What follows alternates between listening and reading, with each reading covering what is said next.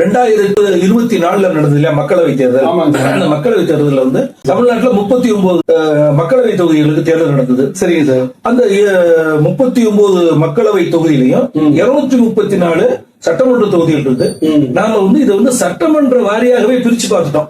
சரிங்க சார். மொத்தம் அந்த 39 தொகுதிகள்ல வந்து 39 தொகுதிகளையுமே வந்து திமுக கூட்டணி கைப்பற்றிருக்கு.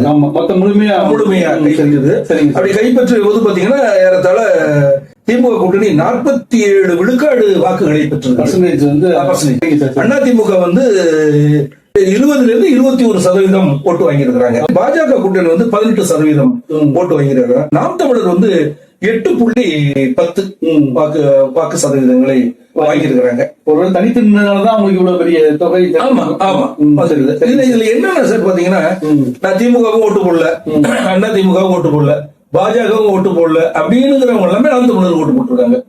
சரிங்க சார். அது நமக்கு வந்து அந்த வாக்கு பதிவாகி எவ்வளவு வாக்கு வாங்கியிருக்காங்கன்னு பாத்தீங்கன்னா, சராசரியாக கடந்த சட்டமன்ற தேர்தலில் நாம் தமிழர் வந்து சராசரி ஒரு 10,000 ஓட்டு தொகுதிக்கு வாங்கியிருக்காங்க. ஆனா இந்த முறை பாத்தீங்கன்னா 14,000 இருந்து 20,000 ஓட்டு வாங்கியிருக்காங்க.